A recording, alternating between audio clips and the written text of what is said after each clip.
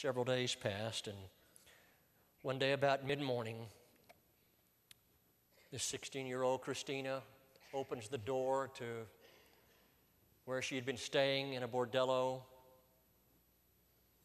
a house of prostitution, and she began to walk down the stairs. Her beautiful hair now was all matted. That beautiful dress she had left home with was all now tattered and torn. Her skin was infected with disease and sores. The sparkle in her eye had long since faded. All of her innocence drained from her life. And her beautiful dream had become a nightmare. Her vision of life in the big city had run crashing into reality. And that little village seemed 1,000 miles away, and life, simple life with her mom, hundreds of years gone. As she trudged down the steps, she came to the landing in the steps, and there was a mirror there at that landing, and Christina had not seen herself in several days. And as she looked at the mirror, she looked at herself, and she was repelled by the reflection in that mirror. And as she began to turn her head away, something caught her eye, and she did a double take, and she walked over to the mirror, and there, stuck in the corner of the mirror, was a little piece of paper. And she grabbed that piece of paper and pulled it up, and she began to examine it and hold it like it was a beautiful diamond. Tears began to come rolling down her cheeks, and she just fell on the steps, putting her head between her knees, and began to weep and sob. And in her sobbing, that picture flipped over, because that picture was a picture of her mom. And all of the memories began to flood her heart. And as that picture flipped over, there on the back of that picture, she saw what her mom had written on the bus. And this is what it said: "Dear Christina, no matter what you've done, no matter what you've become, all is forgiven. Please come home.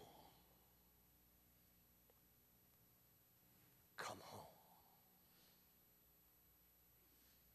By Jesus' death, God forgives us of our sin. And when we look at the cross of Calvary, we see the picture of God Himself with His arms outstretched, saying, "John, Susan, David, George, Betty, no matter what you've done, no matter what you've become, all is forgiven. Please come home. Come home. Come home." Jesus died for your sin. And God has proven that He loved us, and that while we were yet sinners, Christ died for us. With your heads bowed and your eyes closed this morning, has your life been changed? Have you ever been to the cross of Jesus Christ?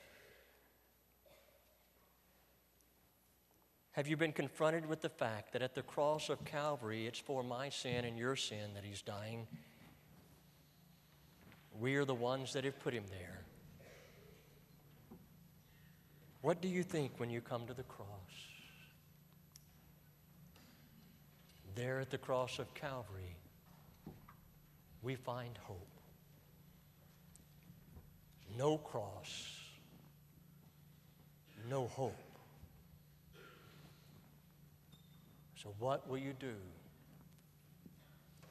with the death of Jesus for your sin.